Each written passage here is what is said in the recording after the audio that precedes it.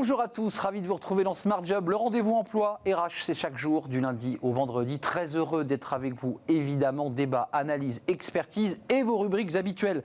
Bien dans son job aujourd'hui, attention aux fraudes des notes de frais. Elles ont un coût et c'est pas des moindres, un coût pour l'entreprise. On en parle avec un expert de ce sujet. Smart et réglo. Le télétravail pour les femmes enceintes, on en parle. Que dit la loi? On en parle dans quelques instants avec une avocate. La pause café de Fanny Griesmer, la sieste, bah oui, ça on connaît tous, mais pourquoi pas une petite sieste au travail? Ça fait du bien et ça rend presque plus productif. C'est Fanny Griesmer qui nous le dit. On en parlera avec elle dans quelques instants. Le cercle RH, l'art et le management. Tiens, quel est le lien? Vous allez le voir avec les experts sur le plateau, il y a un lien.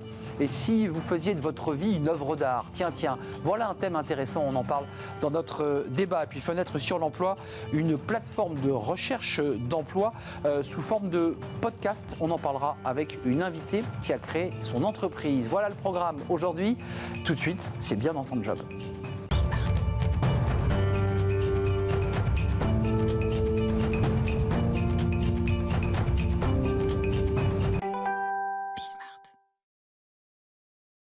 Bien dans son job, bien dans ses notes de frais. Tiens, c'est pas inintéressant.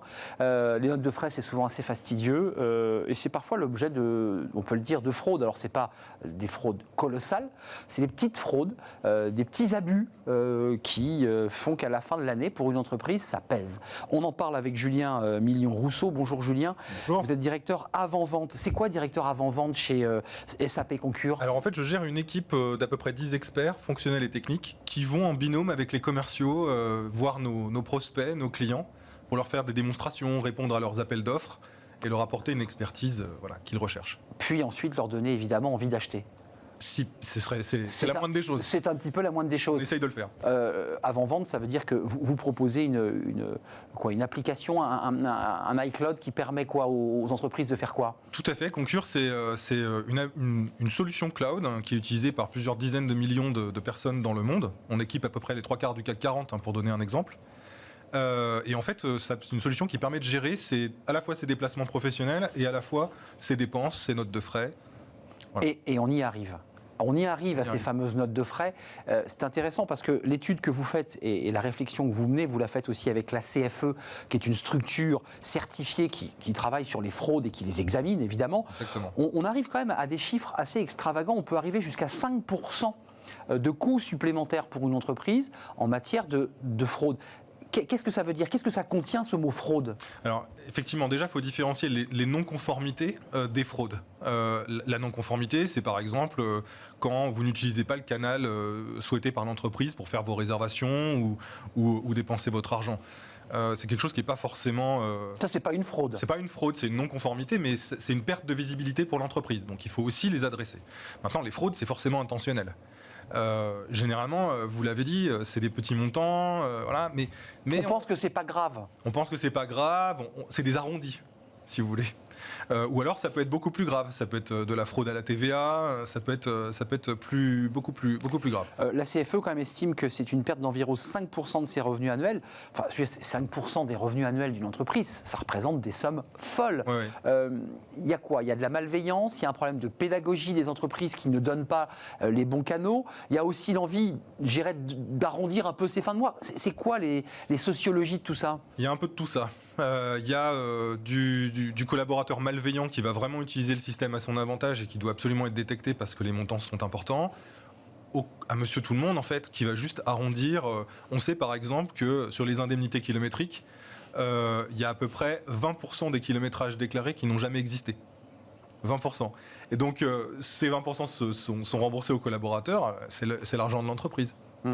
Pour être très concret, ce sont des commerciaux, ce sont des gens qui se déplacent. Vous vous déplacez? Dans ce cas-là, oui. Voilà, c'est-à-dire on rajoute 50 km, on met un 100 en plus, et puis à la fin, ça fait 300 € en plus. Ouais, même pas. C'est vraiment, voilà, j'ai fait 10 km, je déclare que j'en ai fait 12, j'arrondis, et puis voilà.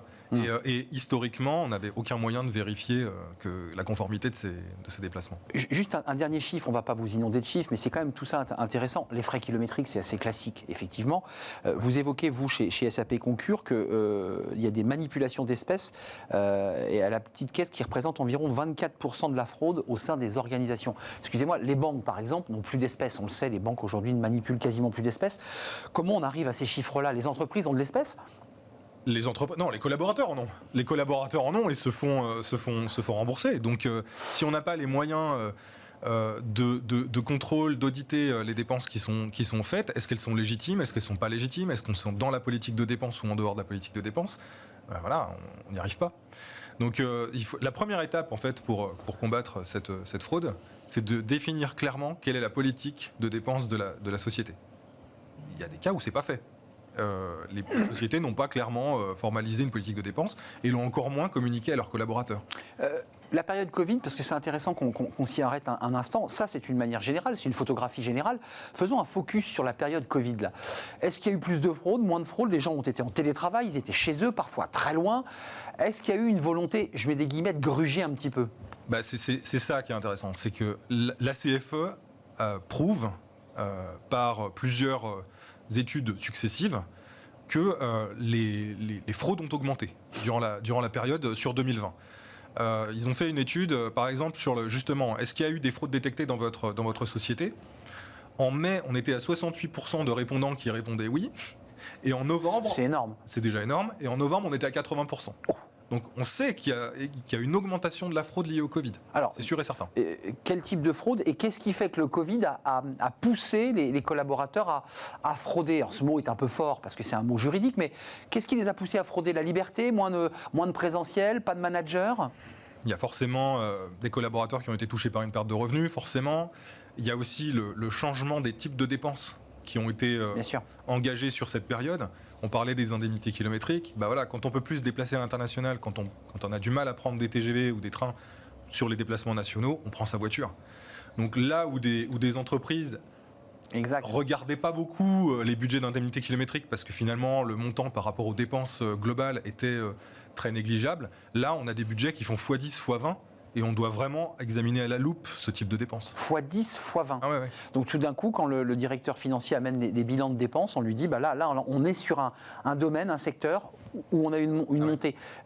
SAP Concur a des propositions, parce qu'une fois qu'on a fait ce diagnostic, une fois qu'on a vu que les collaborateurs, quand ils étaient plus loin, qu'ils prenaient plus leur voiture, dérapaient parfois, c'est le cas de le dire, est-ce qu'il y a des moyens de lutter contre la fraude ?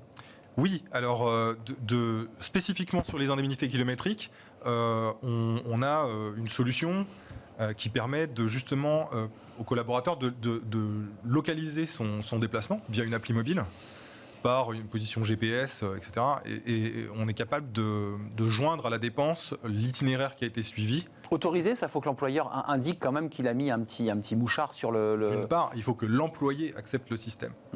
Alors lui, ça lui rend service, l'employé, parce qu'il n'a plus rien à faire en fait. Il pose son téléphone dans la voiture, le téléphone détecte le Bluetooth de la voiture. C'est réglé. Dès que ça bouge, il commence à calculer son indemnité kilométrique et dès qu'il s'arrête, la dépense est ajoutée dans la note de frais. Il ne veut pas s'amuser à faire quelques tours de rond-point en plus quand même pour... ça se verra sur l'itinéraire. Quelques tours Donc de il ne peut pas le faire. Donc il peut, mais ce sera à la société de décider si elle veut rembourser ou pas les 4 tours de rond-point en plus. Ce trajet. Voilà. Et donc ça veut dire que c'est pas un mouchard, en l'occurrence, on le suit au GPS et donc lui, l'entreprise reçoit directement son kilométrage au centimètre près et le rembourse dans le délai imparti dans le cadre du remboursement. Ça, c'est l'option où ce sont les frais kilométriques. Lorsqu'il y a des jeux de factures avec des espèces, comment on fait là ? Plus compliqué là. C'est plus compliqué. Maintenant, on a des outils qui permettent de contrôler automatiquement certains montants sur la plateforme. En fait, c'est ce qu'on appelle des audit rules, des règles d'audit. Donc toute la politique de dépenses de l'entreprise descend dans le paramétrage de la plateforme. En plus, on a des workflows d'approbation qui vont permettre aux managers de recevoir totalement dématérialisé. On n'est plus sur du papier. Les dépenses, les notes de frais, les justificatifs, la comptabilité, pareil. Le contrôle d'audit, pareil. Et cet audit en fait, des notes de frais, il peut être réalisé chez le client, s'il souhaite le réaliser, s'il a les équipes pour, ou on peut s'en charger pour son compte. SAP Concur. SAP Concur. Juste pour faire une métaphore qui va peut-être vous sembler impropre, mais ça ressemble un peu à ce que vous décrivez pour contrôler ces fraudes, à la perte, au pourcentage de vol dans les grandes surfaces. Les grandes surfaces savent qu'elles ont, on va dire, 1% ou 1,5% qui vont partir en vol, et elles l'acceptent. Là, aujourd'hui, j'ai le sentiment qu'il y a une prise de conscience de l'entreprise qui, en période de crise, se dit chaque centime compte. Chaque centime compte, effectivement. En période de crise, on cherche à réduire absolument toutes ces dépenses. Et cette fraude en fait partie. Et là, on ne parle pas de 1%, on parle encore une fois des 5%. Des 5%. Ouais, de l'ensemble des revenus, parce que ce chiffre-là, il est extravagant. Ouais. Et ça a progressé, vous nous le dites, justement avec l'aide de la CFE, depuis la période Covid. Un dernier mot, Julien Mignon-Rousseau ? Ce qu'il faut aussi savoir, c'est qu'on est en train de mettre en place, je parlais d'audit, d'équipes d'auditeurs qu'on a et qu'on met à disposition de nos clients, on est en train d'ajouter à ça une solution d'intelligence artificielle qui va pouvoir automatiquement analyser les dépenses, détecter les signaux faibles et mettre illustrer clairement à notre client regardez là où ça cloche. Regardez ce collaborateur, c'est très étrange. Le dimanche, il a fait d'énormes dépenses alors qu'il ne travaillait pas. Ça, on le voit directement, sur la plateforme déjà, mais pas besoin de l'IA. Sur les comportements, on va aller beaucoup plus loin. Bon, l'intelligence artificielle au service des entreprises pour lutter contre la fraude, parce que c'est de ça dont il est question. Exactement. Merci Julien Mignon-Rousseau, vous êtes le directeur avant-vente. On a bien compris votre mission, c'est de présenter avant, évidemment, et donner envie d'acheter le produit SAP Concur. Avant-vente chez SAP Concur, nous l'aurons compris, évidemment. On fait une petite pause juridique, ça va vous intéresser, puisqu'on n'est pas très loin d'ailleurs des sujets qu'on évoque avec les collaborateurs. On va s'intéresser dans notre rubrique Smart et Réglo au télétravail. Oui, il a parfois provoqué des abus. On va s'intéresser au télétravail et aux femmes enceintes. Oui, qu'est-ce que dit la loi sur ce sujet exactement ? On en parle tout de suite.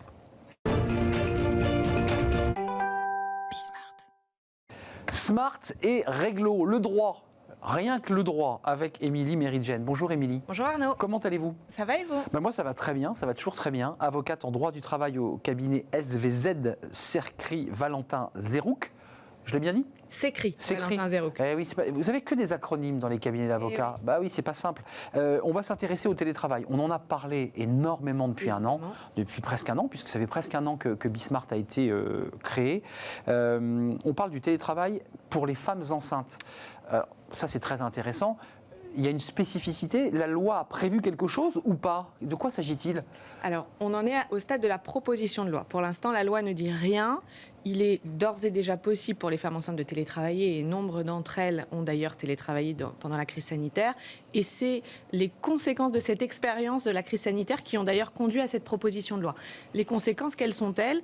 En gros, les médecins ont constaté qu'il y avait moins d'épuisement chez les femmes enceintes et moins de naissances prématurées. D'où cette réflexion sur la possibilité d'instaurer un dispositif spécifique de télétravail pour les femmes enceintes. C'est intéressant ce que vous dites, c'est parce qu'on a eu une crise, cette crise a provoqué des bouleversements dans le monde du travail, qu'on va finalement s'en inspirer. C'est un mal pour un bien, parce que c'est ça dont il est question. Exactement. On profite de cette expérience. Les prématurés, il faut le rappeler, c'est souvent des enfants qui naissent parce qu'il y a des vibrations dans les transports, la voiture, le RER. Exactement. Donc là, aujourd'hui, c'est une réflexion avec une proposition de loi. C'est une proposition de loi qui a été adoptée par l'Assemblée nationale pour l'instant. En première lecture. En première lecture le 12 mai, qui est donc en cours de discussion, qui doit passer au Sénat et qui prévoit la possibilité pour une femme enceinte de demander à télétravailler pendant les 12 semaines qui précèdent son congé maternité, donc c'est-à-dire pendant le dernier trimestre globalement de sa grossesse, à condition que son poste soit télétravaillable, c'est-à-dire puisse être effectué en dehors des locaux de l'entreprise. Donc, ce qui exclut d'ores et déjà les postes de vente, les postes de serveuse, les postes en usine. Caissière. Exactement. Bien sûr. Est-ce que l'entreprise peut, quelles sont les marges de manœuvre ? Proposition de loi, elle est votée, il y a un débat à l'Assemblée, puis ensuite le gouvernement, on le sait, sur une proposition de loi, peut retoquer, y glisser quelques amendements. Qu'est-ce que dit la loi à la proposition et quelle est la position du gouvernement ? Parce que l'entreprise va dire, non, je ne peux pas accepter ça. Sur le caractère contraignant ? Contraignant. Alors, c'est une bonne question, on n'a pas la réponse. La proposition de loi ne le dit pas pour l'instant et il y a d'ailleurs un désaccord dans les positions exprimées par l'auteur de l'amendement d'une part et la rapporteure de la loi d'autre part. Pour la première, ce serait simplement une possibilité possibilité, et il n'est pas question ni de contraindre la salariée enceinte à être en télétravail, ni de contraindre l'employeur à l'accepter. Pour la rapporteuse, en revanche, ce serait une obligation pour l'employeur dès lors que la salariée en ferait la demande. Enfin, il y a une logique médicale et j'allais dire sanitaire. Oui. C'est plus un choix personnel. C'est de dire à la maman, pour des raisons médicales, sanitaires, vous allez rester à la maison pour stabiliser votre grossesse jusqu'au bout. Vous voyez, je ne sais pas ce qu'en pense l'avocate, mais... Oui, ce qu'en pense la maman aussi. Et la maman, et le papa. Évidemment.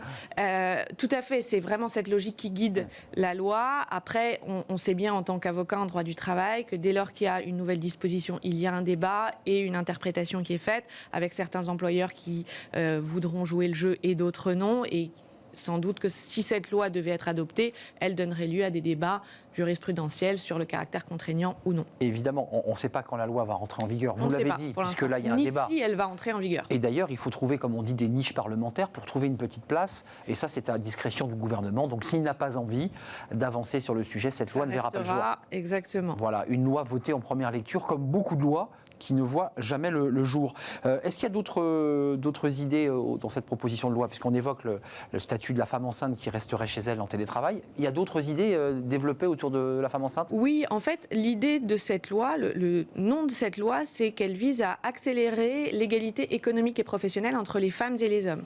Et quand j'en ai lu les commentaires, c'est assez étonnant puisqu'elle vise à parachever une loi de 65. Alors, j'étais pas née, mais qui a eu pour objet de permettre aux femmes d'ouvrir un compte bancaire en leur nom et de travailler sans l'accord de leur mari.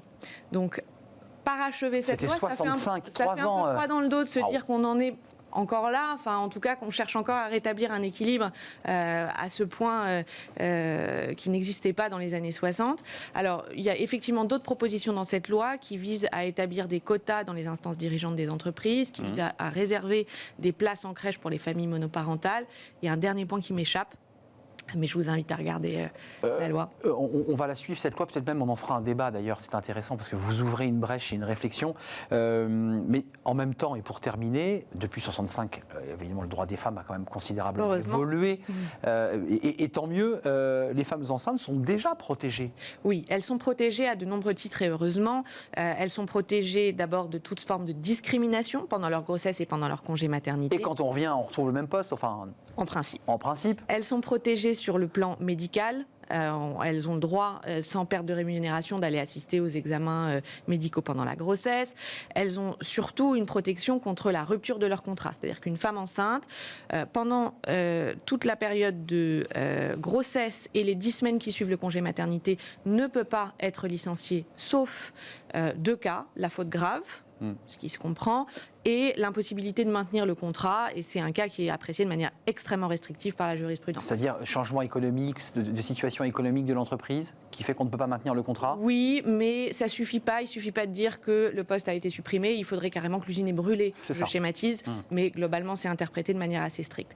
Et pendant la durée stricte du congé maternité, là il y a une impossibilité absolue, c'est-à-dire que même si l'entreprise ferme et qu'il n'y a plus d'entreprise, on ne peut toujours pas licencier. L'emploi est garanti. Exactement. On ne touche pas. Il y a tout un tas d'autres garanties qui entourent le statut de la femme enceinte. Celle-ci serait finalement une garantie supplémentaire à condition qu'elle soit contraignante, parce que sinon il est d'ores et déjà possible de recourir au télétravail pour les femmes enceintes comme pour la plupart des salariés. Il faut qu'elle soit contraignante. Exactement. Et d'ailleurs je le redis, pour des raisons sanitaires, parce que les statistiques démontrent que les femmes qui font beaucoup de trajets dans les 3 derniers mois ont des risques supplémentaires d'avoir des enfants prémas. Je l'ai expérimenté. Voilà, si vous avez vécu cette aventure, je connais bien ce dossier, c'est une épreuve pour les mamans et pour les papas aussi. C'est pas un moment facile, évidemment. C'était un plaisir de vous accueillir. Merci. On s'est découvert en quelque sorte sur le plateau en même temps. Émilie Méridjen, merci, avocate en droit du travail, cabinet SVZ, je ne reprendrai pas l'acronyme pour ne pas l'écorcher. On fait une petite pause café. Je ne sais pas si ça arrive aux avocats, je suis sûr que oui, ils sont surmenés les avocats. Et si on faisait une petite sieste, mais pas n'importe où, au travail? Bah oui, pourquoi pas? On en parle avec Fanny.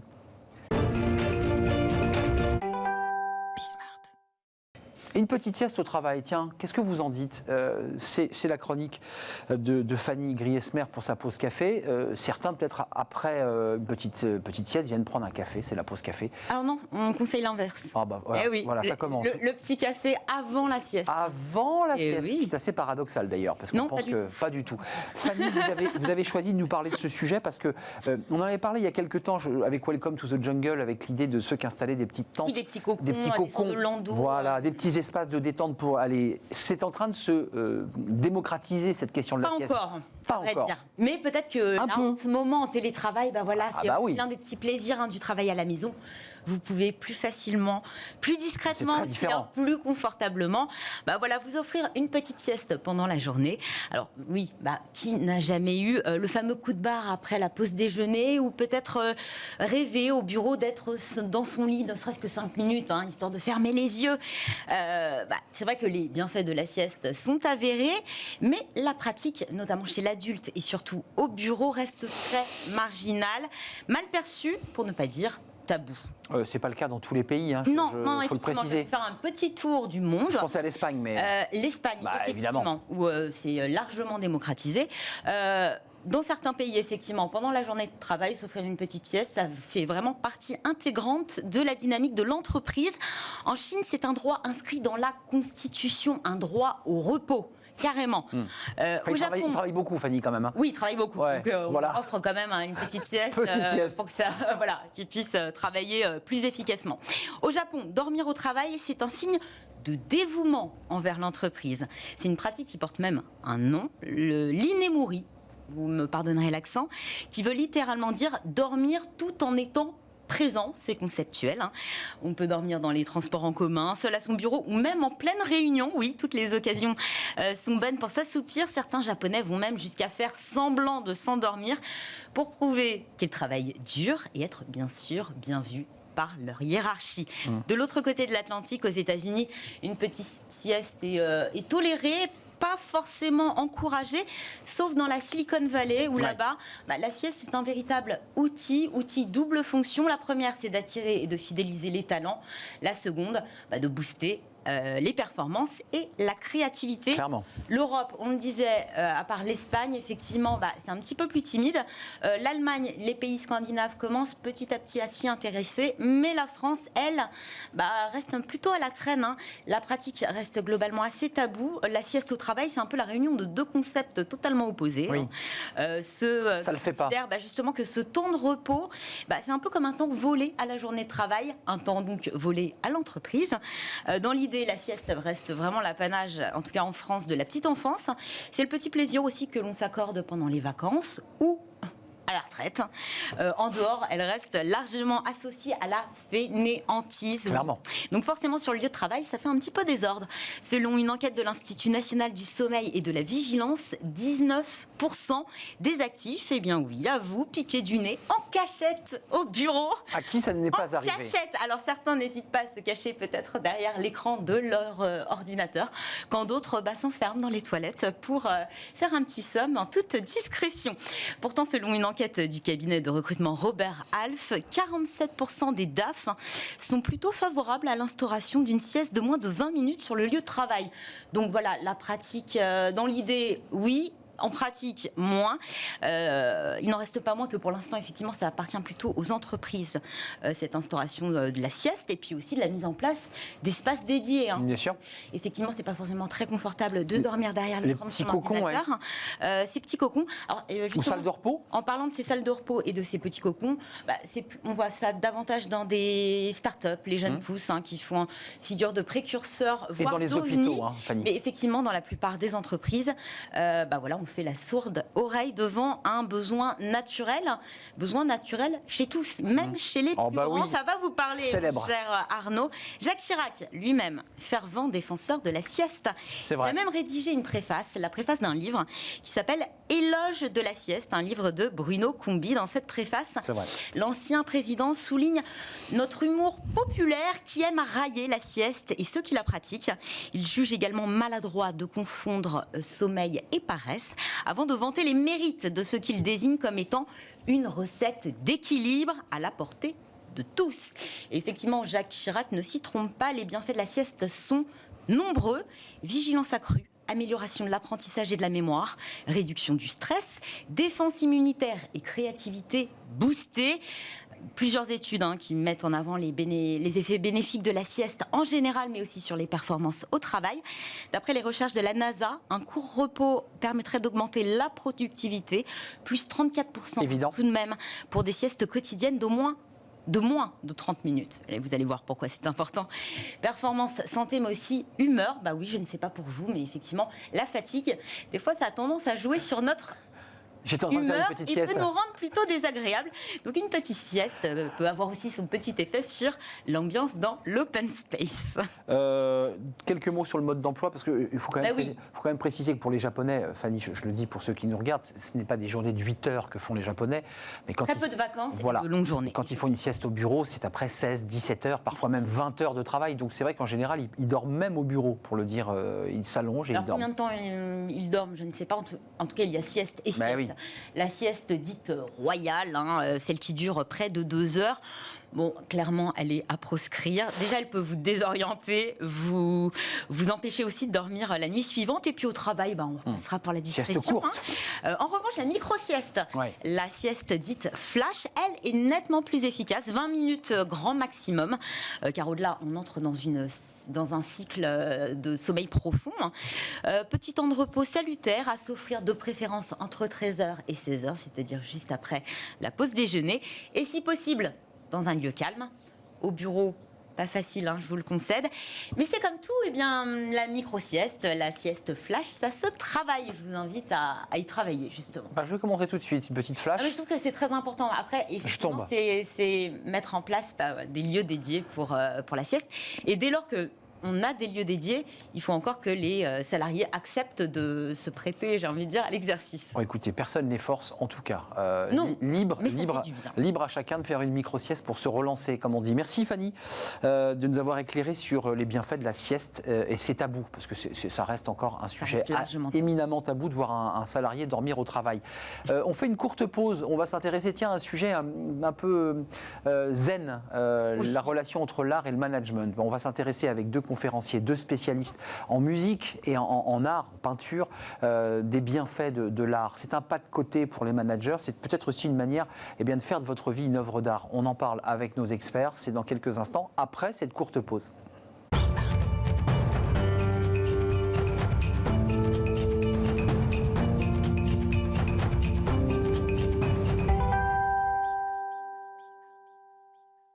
Le cercle RH. J'ai le sourire parce qu'on va s'intéresser à un sujet qui nous permet aujourd'hui de faire un pas de côté, l'art et le management. Vous allez me dire, mais quel est le rapport ? Mais il y en a des rapports, il y en a beaucoup.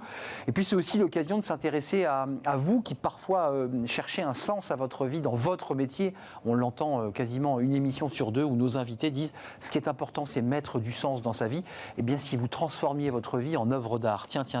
Ça, c'est un vrai sujet. Et c'est pas un sujet de bac d'ailleurs, parce que ça se profile, le bac. C'est un sujet ici, dans le cercle RH. On en parle avec mes invités. Alors, ce sont des experts, des spécialistes du sujet et qui sont en contact ou qui ont été eux-mêmes des personnalités du monde de l'entreprise. Rosemarie Stolberg, merci d'être avec nous. Ça nous fait plaisir de vous revoir. Vous étiez venue, vous étiez d'ailleurs assise à cet endroit. Historienne de l'art et des idées, spécialiste du lien justement entre art et sens du au travail, /au travail. Vous êtes conférencière à Pompidou. Vous avez écrit un livre remarqué sur Rodin, on en parlera, face à l'État. Et puis vous réfléchissez aussi en ce moment, je crois, à la manière dont les cultures, les critiques d'art s'intéressent à l'art, en parlent. Et quel est d'ailleurs dans l'art le travail, dans la peinture ? Parce qu'il y a plein de tableaux célèbres où on voit des ouvriers, on voit ceux qui râpent le parquet. Je pense à Caillebotte, qui est un tableau splendide. On va en parler avec vous. Éric Chalier, merci d'être avec nous. C'est un plaisir de vous revoir aussi. On avait fait une émission il y a quelques semaines et puis on a décidé de vous réinviter tous les deux pour confronter vos points de vue, vos idées. Je ne sais pas si vous connaissez Éric Chalier. Voilà, c'est aussi l'occasion d'une émission de télé de vous faire vous rencontrer. Vous êtes musicologue, conférencier, auteur de Leadership et musique aux éditions Mardaga. Vous êtes en train de travailler vous aussi sur un prochain livre, si je ne m'abuse, qui traitera de quoi ? D'un compositeur autrichien qui s'appelle Anton Bruckner. Bruckner. Ça sera édité chez Bûcher-Chastel. C'est un récit, c'est une biographie. C'est une monographie. Une monographie de ce musicien. Et puis je précise aussi, et ça c'est important de vous le dire, vous qui nous regardez, vous avez vécu dans le monde de l'entreprise. Oui, des RH, oui. Des RH de très grandes marques. Hein. Oui, des grandes entreprises. Voilà. Membre du comité de direction. Des COMEX, comme on dit. C'est-à-dire que vous étiez dans le sein des saints, dans des entreprises de la grande distribution, du bricolage ou de l'ameublement. Exact. Voilà, pour le dire sans citer la marque, encore qu'on peut la citer. D'abord, juste un mot chacun. Qu'est-ce que ça vous apporte, vos activités respectives, dans la musique, dans l'art, et qu'est-ce que vous apporte cette rencontre avec l'entreprise? Vous auriez pu rester tranquillement dans vos domaines respectifs, à écouter de la musique avec un casque, et vous, à regarder des tableaux et les exprimer à Pompidou pour des amateurs éclairés. Non, vous avez franchi ce cap. Pourquoi? Alors, il y a deux questions. Donc d'abord, qu'est-ce que ça m'apporte? Une vraie joie. Une vraie joie, c'est un vrai bonheur d'aller à la rencontre de l'art parce que c'est quelque chose qui n'est pas un monde à part. Le monde de l'histoire de l'art ou le monde du journalisme s'est évertué peut-être à séparer les deux univers, mais ils sont intimement liés. L'art, c'est la vie. Et au quotidien, ça m'apporte une nourriture intellectuelle, une nourriture humaine, des rencontres, donc un enrichissement de tous les jours. Je vais poser la question à Éric Chalier, mais les managers, les dirigeants, vous faites beaucoup de conférences, vous partez à leur rencontre. Et après cette conférence, vous développez, on vient vous voir. Oui. Qu'est-ce qu'on vous dit? Qu'est-ce qu'ils vous disent? Parce que c'est quand même des gens, il faut le dire, ils nous regardent, ils ont la tête dans le guidon. Enfin, je veux dire, ils ont des chiffres, ils ont des résultats à produire, ils ont de la richesse à faire gagner. Absolument. Qu'est-ce qu'ils vous disent? Alors, tout d'abord, l'art, c'est de la valeur ajoutée. Hein. C'est une vraie valeur ajoutée, c'est une vraie richesse, c'est une vraie ressource, parce que ça permet d'aller chercher en nous, qui que nous soyons, des chemins, des sentiments, des émotions, des mots, des ressentis que l'on n'exprime nulle part ailleurs. C'est exact. Donc, c'est aller puiser en soi des possibilités de développement, d'évolution, d'empowerment, on dirait aujourd'hui. Alors, comment ça se passe, les RH ou les personnes qui prennent contact? Il y a 2 temps, en fait. Ils me voient souvent sur le mode privé. Ils viennent lors d'une exposition, lors d'une visite au Centre Pompidou ou ailleurs. Ça match, ils disent c'est incroyable. On y va, on discute, s'ils trouvent ça fabuleux, mais il y a un frein. Ça ne va pas passer dans mon entreprise, parce que l'art... Et c'est intéressant. Et c'est cette difficulté, parce que moi je suis une femme de challenge, c'est cette difficulté qui m'a intéressée. Et puis parce que je viens aussi du monde de l'entreprise. J'ai dirigé des écoles d'art et d'art appliqué, j'ai piloté des équipes, et puis j'ai beaucoup enseigné aux étudiants et aux enseignants. Et aux enseignants, j'ai vu ça. Je me suis rendu compte que le domaine du monde du travail, alors que l'art c'est du travail, c'est l'objet de mes travaux, le monde du travail restait à part, considérant que c'était... une sorte de luxe. Éric Chalier, justement, vous me faites le pont, Rosemary, je précise que vous êtes aussi intervenu dans cette université NJ, parce que là, c'est le monde du travail très concrètement. Il y a quand même ce rapport, si on veut trouver des points communs entre l'art et le manager, moi je constate qu'il y a un côté artisanal, entrepreneur. Je ne parle pas de son volet de création, mais il y a quand même un moment donné, il faut assembler des éléments, il faut mettre des notes les unes avec les autres, il faut avoir une technique. Est-ce qu'il y a comme ça des passerelles communes dans ces métiers, entre le manager et l'artiste? Oui, bien sûr. Le compositeur, par exemple, c'est un créateur. Et c'est un entrepreneur de musique. Parce qu'il a d'abord un projet, une vision, il a une œuvre, il a envie de la partager. Il a envie que cette œuvre plaise au plus grand nombre. Reconnu, donc. Et puis, surtout, il doute. Parce que créer, c'est toujours douter. Vous voyez, une symphonie, par exemple, je commence comment? Je commence en mineur ou en majeur? Je commence avec les cordes ou je commence avec les cuivres? Je commence moderato ou je commence allegro? Vous voyez, ce ne sont que des questions. Donc, il doit confronter son travail au doute, il doit surmonter le doute, il doit prendre des risques. Mais c'est le cas du manager aussi, en permanence, il doute. Justement, c'est ça, on est d'accord. C'est le cas. Il doit prendre des risques et il doit aussi, s'il veut innover, ne pas complètement renverser la table. Parce que par exemple, Beethoven a été un grand innovateur, mais il s'est inspiré de ce qu'ont fait ses prédécesseurs, Haydn et Mozart. Et il a eu l'intelligence justement de s'appuyer sur ce socle. Donc innover, prendre des risques, partager.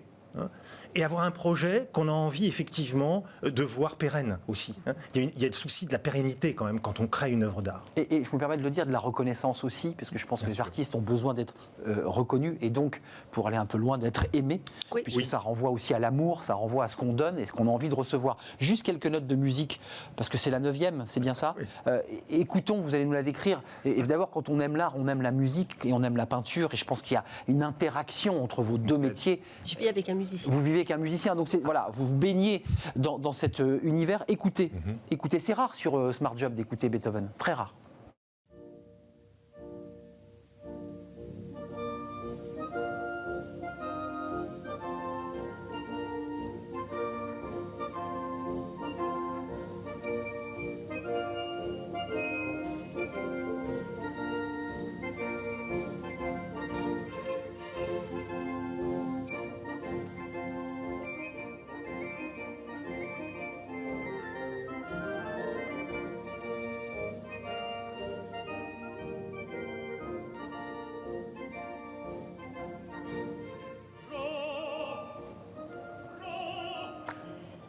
On le met en Tsuba.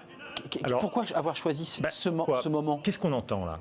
On est au milieu de l'hymne à la joie. Donc c'est un hymne à la fraternité universelle. Beethoven nous dit, avec Schiller, hein, étreignez-vous millions d'êtres, hein, tous les hommes sont frères, alle Menschen werden Brüder. Et on entend une musique militaire. Oui, parce que là, qu'est-ce qu'on entend si on décode bien? On entend une grosse caisse, une marche, cymbales, flûte piccolo, c'est une marche. Et il m'a fallu beaucoup de temps pour comprendre le sens de cette marche militaire, parce qu'a priori, ça peut paraître un peu contradictoire d'entendre une marche militaire dans un hymne à la fraternité universelle. Or, il me semble que Beethoven, là, nous dit quelque chose. Vous savez que Victor Hugo avait dit, Beethoven, c'est le plus grand penseur en musique. Beethoven nous dit, la joie, c'est un élan vital, c'est un but à atteindre. Je suis en joie quand j'accrois ma capacité d'agir, quand j'accrois ma capacité d'être au monde. C'est très spinoziste. Hein. Beethoven était un homme des Lumières. Hein. Il connaissait parfaitement, à mon avis, le concept de joie chez Spinoza.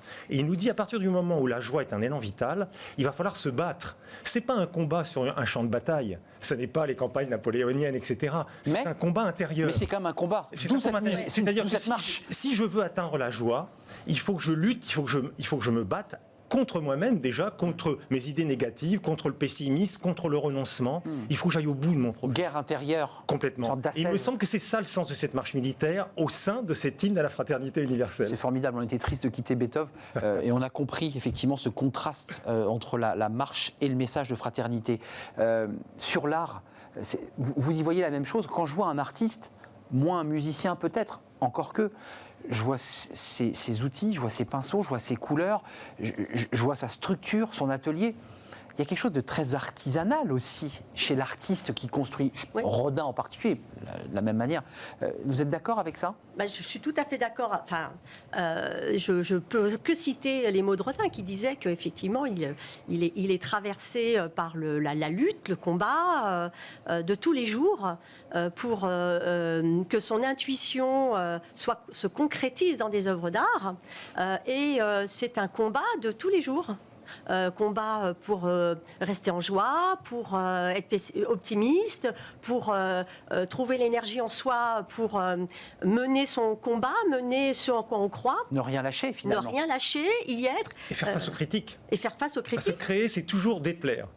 Souvent. C'est prendre un espace dans la société qui en général crée des jalousies, déplaît. C'est donc... Ce sont déceptifs. Ce sont des personnes qui prennent le pari, s'engagent sur un chemin qui est celui d'exister. D'exister, mais au sens entier du terme. Entier, et ils le font à travers une création qui va être la traduction de toute leur intention et de tout ce qu'ils portent comme énergie. Mais vous qui croisez, vous qui avez été Éric Chalier, vous qui les croisez, mais qui avez aussi piloté ces managers, parfois ils vous disent c'est quand même assez loin de mes réalités. Ils font quoi? Ils font un pas de côté? Vous les aidez à faire un pas de côté? Ou vous les aidez à se trouver? En fait, c'est assez proche parce que c'est la volonté de créer et c'est aussi mettre de l'ordre dans le chaos de l'inconscient. Vous voyez? Parce qu'une œuvre d'art, au départ, c'est flou. Sauf peut-être Mozart qui avait une écriture. Oui, ça reste assez évanescent, Mais c'est vrai. Beethoven, par exemple, écrivait beaucoup d'esquisses, il souffrait beaucoup. C'était pas fluide, naturel. Donc c'est mettre de l'ordre dans le chaos de l'inconscient et faire rentrer son rêve. Et donc ça peut être un chef d'entreprise, il a un rêve un peu fou parfois. Et il y a un professeur de Stanford, par exemple, James Marsh, qui prenait l'exemple de Don Quichotte. Don Quichotte, il est un peu fou, c'est vrai, mais il a un rêve. Et il arrive à entraîner Sancho Panza. Et puis c'est un rêve humaniste. C'est un rêve de beauté, de partage. Ça, c'est l'engagement du manager qui dit, mais suivez-moi, il faut une part de rêve, une part de folie. Et surtout, faire entrer ce rêve dans une forme. Alors, ça peut être une entreprise, ça peut être un projet financier, ou ça peut être une œuvre d'art. Et ça, pour moi, je trouve que c'est admirable de faire justement, de mettre de l'ordre dans le chaos de l'inconscient. Les forces dionysiaques et apolliniennes, c'est-à-dire le mariage de ces deux énergies qui vont faire une œuvre. L'un ne va pas sans l'autre, vous êtes d'accord avec moi? Et ces forces, elles sont en nous. Enfin, c'est pas. Elles sont dans le manager et le patron. Absolument, c'est pas de la mythologie coupée. Non, c'est notre réalité. C'est notre réalité. Alors, le chaos, organiser le chaos du monde, c'est une des caractéristiques de l'activité de l'artiste. Et alors quelle force de travail, quelle détermination, quelle force de décision, de parti pris, enfin toutes ces qualités, et il a une vision, comme un chef d'entreprise a une vision, il faut emmener et un ses parti équipes. pris, j'ai envie de dire, parce que parfois on a une vision, mais c'est aussi un parti pris contre vents et marées. Absolument. C'est de développer un produit alors que personne n'y croit, et que la personne est persuadée que ce produit aura du sens et va gagner. Et ça a marché dans plein d'histoires, je pense même à l'histoire d'Apple et de Steve Jobs, dans comme ça des moments un peu chaotiques, de vie chaotique, qui finalement font naître une marque qui est mondialement connue. Juste cette petite phrase de Paul Ricoeur, qui est un philosophe, vous le savez, qui est cher au cœur du président de la République, qui l'a souvent cité. Regardez ce que dit Paul Ricoeur justement par rapport à ce lien, je sais pas, voilà. Le management efficace découle davantage de l'art et plus particulièrement de l'artisanat. L'art produit la perspicacité et la vision qui est le fruit de l'intuition. Il n'y a rien à retirer à cette phrase de Paul Ricoeur. Voilà. Non, alors l'intuition, effectivement, ça c'est quelque chose qu'il faut. On sent. Oui, mais il faut l'intuition, ça se développe et il faut lui laisser de la place. Alors quelle est la valeur ajoutée de l'art quand on fait du management, puisque c'était on colle des tableaux tout autour. Non, c'est que ça vous oblige, ce que je disais tout à l'heure, à aller puiser des interrogations, à aller puiser de l'énergie, à aller puiser des émotions, des réflexions que rien ne vous emmène. À ce moment-là, c'est extraordinaire. Ça sort de l'ordinaire, donc c'est le fameux pas de côté. Mais c'est pas un si grand pas de côté de ça. C'est d'abord de dire l'artiste, l'art, c'est du travail. C'est aussi du travail qui a été mis en forme et qui passe par la forme et les matières qui semblent opportunes à l'artiste pour communiquer efficacement. C'est de l'efficacité aussi. Je voudrais citer Bernard Arnault, parce que cet homme qui fait partie, peut-être même d'ailleurs de la plus grande fortune du monde, puisque je crois que c'est Forbes qui vient de l'élire, la plus grande fortune du monde, c'est un Français, tout le monde le connaît, c'est le groupe LVMH, et on sait la passion qu'il habite lorsqu'il est devant son clavier. C'est non seulement un mélomane, mais c'est un grand pianiste. Excellent pianiste, capable de jouer les concertos pour piano de Chopin et des sonates de Chopin. Et il a eu cette phrase, je trouve très belle, il a dit « L'art, elle nous fait percevoir ce qu'est l'éternité ». C'est-à-dire que l'art, ça nous élève au-dessus de nous-mêmes. Ça, c'est un dépassement. C'est un dépassement. Voilà. Et puis ça relie trois choses qui sont souvent séparées dans la vie quotidienne. C'est la concentration, l'attention qu'on porte à l'œuvre, la rigueur, l'émotion et le plaisir. Souvent, c'est séparé. Et là, c'est réuni. Je peux rajouter le mot rigueur quand même, parce qu'on demande aussi aux managers et la concentration. Une concentration, une rigueur, une opiniâtreté qui est un peu similaire à l'art. Pourquoi Rodin? Je crois vous avez sélectionné quelques œuvres, ou en tout cas Rodin. Vous avez écrit un livre d'ailleurs un peu politique, c'est Rodin face à l'État. Voilà, qui pose la question de la place d'un artiste dans une société, dans sa société de l'époque d'ailleurs. Je ne sais pas si on a les œuvres de Rodin, voilà, on va les voir qui vont apparaître. Je les cherche sur nos écrans qui sont multiples. On est en train de les chercher. Qu'est-ce que Rodin dit aussi du sujet qui nous habite aujourd'hui? Regardez, alors là c'est une œuvre pixelisée d'un artiste très moderne qu'on appelle la télévision. Voilà, alors là on est. Qu'est-ce que nous raconte Rodin? D'abord, c'est un entrepreneur. Hein, c'est un chef d'entreprise. Hein. Là, on est dans l'atelier de Meudon.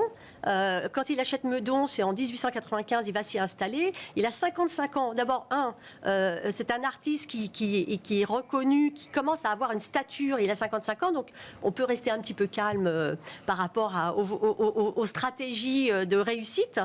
C'est quelqu'un c'est un labeur. Lui, il parle de labeur, il parle de besogne. C'est Beethoven, travaille, hein.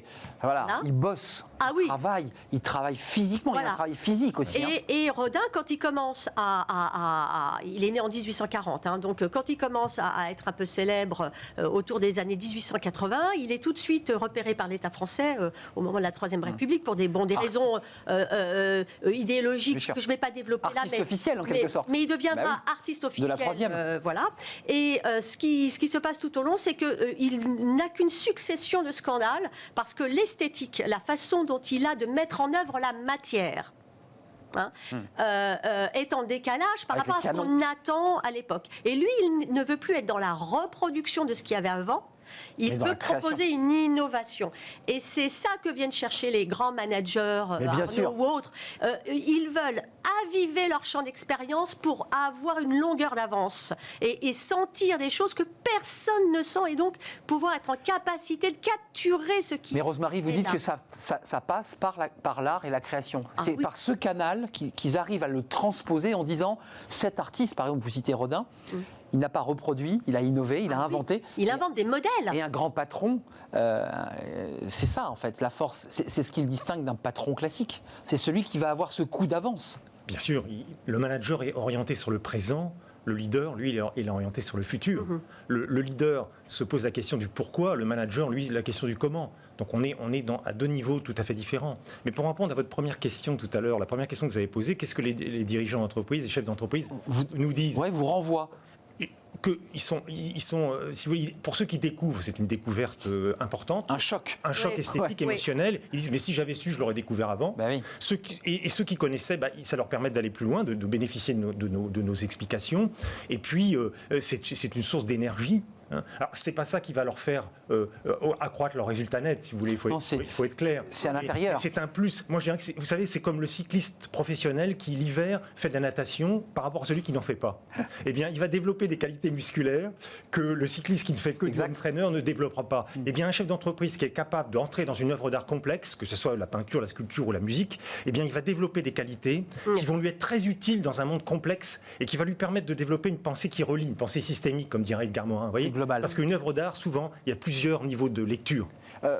Je le dis abruptement, je n'aurais pas scié la branche sur laquelle on est assis, mais c'est vrai que pour le manager traditionnel, qui n'a pas été aguerri, ça ne sert à rien, l'art. C'est inutile. Il n'y a rien de plus inutile que l'art. L'humain aussi, hein. Non mais, les vous enfants, provoque. L'humain, une fleur, une rose. J'étais sûr que vous alliez réagir. Quelle inutilité. Ah oui, mais ça, c'est... Et c'est ce qui fait en même temps tout le sel de l'art. C'est la vie. Oui, mais l'art embellit la vie. Ah oui. Et donc embellit les elle sert à quelque chose. Elle sert à quelque chose. Parce que quand on passe à côté, c'est un peu dommage. Ça embellit la vie, ça donne de l'énergie. Oui. Et c'est une source d'enseignement primordial dans le sens où, bien sûr, elle nous apprend sur le créateur, sur le contexte. On parlait de Rodin. La période politique. Voilà, on replace l'œuvre dans son contexte. Mais elle nous apprend sur nous-mêmes aussi. Parce qu'il y a une résonance en nous. Mais excusez-moi, une question très très bête. On parle beaucoup de qualité de vie au travail. Oui. On bascule au-delà du leader, au-delà de ce qu'on va projeter dans son entreprise. Je me dis, j'ai entendu un reportage récemment, et on en a beaucoup parlé, on met de la musique classique aux animaux pour que le lait soit de meilleure qualité. Vous l'avez vu, vous avez vu ces reportages. Je me dis, est-ce que la musique pourrait pas aussi adoucir un peu les mœurs, parce que c'est une expression un peu marquée au coin du bon sens. L'art, on a souvent des grands patrons qui exposent des tableaux de maîtres. Alors on ne sait pas s'ils aiment l'art ou s'ils aiment le prix du tableau, c'est un autre sujet, mais est-ce que la musique pourrait adoucir un peu les mœurs dans les open space, dans les bureaux, Est-ce que c'est une réflexion que vous menez ? Oui. Ou de malaxer de la glaise ou... on est nécessairement obligé de se poser cette question de la manipulation de l'art à des fins qui pourrait être autre que son objectif personnel ou la quête de soi ou le mot énergie est fondamental. Pourquoi on se lève le matin? Qu'est-ce qui nous donne envie d'aller travailler? Alors évidemment, on va dire on doit payer ses factures, etc. C'est un fait. Voilà. Mais quand au travail, notre RH, notre chef d'équipe prend en considération qui nous sommes, ce que nous sommes, valorise, nous aide aussi à faire des choix qui sont les nôtres, ça c'est une vraie valeur ajoutée. L'argent ne va plus suffire pour que les gens restent à leur poste de travail. Ça ne suffit plus aujourd'hui. C'est Aristote qui a eu, vous voyez, ça remonte à loin, qui a développé l'idée selon laquelle la musique adoucissait les mœurs. Et les philosophes... Ça vient d'Aristote cette phrase, d'accord. Et c'est Platon, Aristote considérait d'ailleurs la musique comme une source d'enseignement là aussi primordiale, comme quelque chose de formateur par excellence. Mais effectivement, cette musique, elle adoucit les mœurs, et puis aussi, elle développe l'empathie. C'est-à-dire que l'œuvre d'art, on n'a pas employé ce mot-là. Il y a une étude qui est parue aux États-Unis qui démontre que des médecins qui sont amateurs d'art, de littérature, de musique, etc., vont accorder plus d'attention à leurs patients. Ça, c'est une étude qui a été démontrée. Parce que quand vous entrez dans un roman, dans un opéra, vous êtes en empathie avec les personnages. Eh bien, quand vous avez en face de vous un collaborateur ou un patient, vous allez avoir aussi plus d'empathie que si vous n'avez jamais l'occasion d'entrer dans ces grandes œuvres. Donc, il faudrait mettre du Beethoven, du Mozart dans les couloirs des hôpitaux et dans les bureaux des médecins. Bien sûr.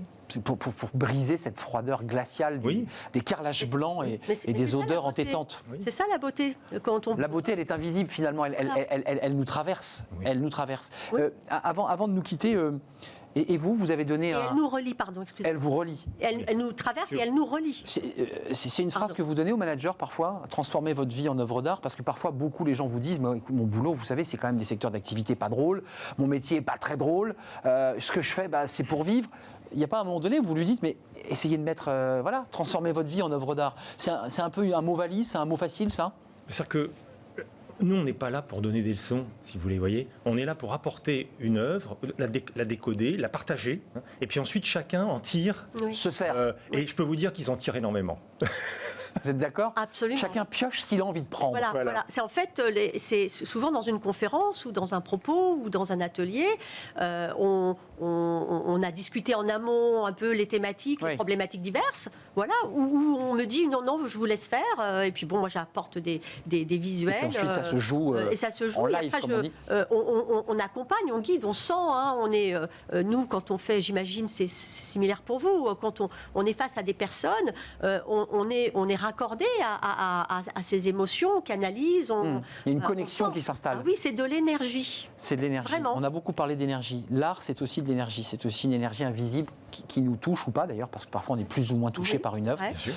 Merci à vous. Vous voyez, le temps malheureusement file à toute allure quand on est bien et quand il s'y dit des choses intéressantes. Rosemarie Stolberg, merci, historienne de l'art. Vous avez un site, on peut vous consulter, vous écouter sur multiples sujets. Rodin, mais pas seulement, bien entendu, et conférencière à l'art contemporain au Centre Pompidou. Ça marche toujours, c'est fermé là, le Centre Pompidou. Ça vient de rouvrir. Ça vient de réouvrir. Non, mais j'ai vu qu'il y avait du monde autour, donc vous pouvez retourner très belles expositions au Centre Georges Pompidou avec un livre en préparation sur les critiques d'art.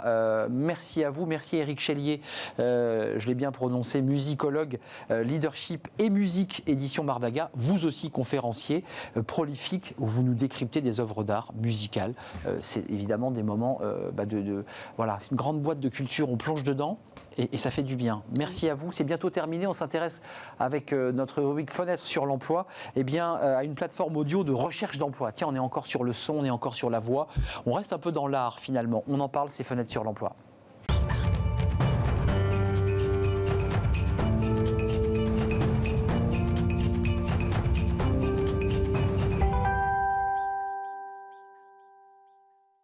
Fenêtre sur l'emploi, on va rester dans le son. Alors, on n'est pas dans du Beethoven, évidemment, à travers une plateforme audio de recherche d'emploi. Jean-Muriel Azonhoum, merci d'être avec nous. Vous êtes fondateur de Gotaf.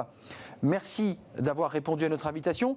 On aurait bien aimé, évidemment, vous avoir en plateau avec nous. Ça aurait été bien plus sympathique. Gotaf, c'est quoi ? C'est la première plateforme audio de recherche d'emploi, c'est ça ? Et ça va faire du bruit pour faire un vilain jeu de mots ? C'est ça. Bonjour, merci de me recevoir.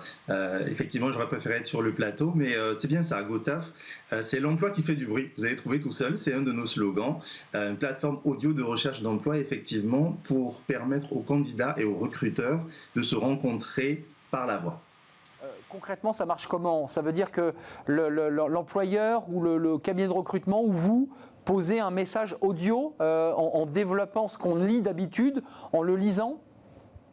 Alors, c'est tout à fait ça, ce sont des messages vocaux, donc des offres d'emploi vocales. Par contre, ce n'est pas simplement ce qu'on dépose d'habitude, c'est un système un peu différent parce que l'audio requiert des choses différentes par rapport à l'écrit, c'est-à-dire que le message doit être plus incisif, plus rapide, plus compréhensible rapidement par la personne qui le reçoit, donc le candidat. Et donc ce message audio, cette offre d'emploi audio va être décryptée, reçue par le candidat qui va pouvoir y répondre également avec un CV vocal.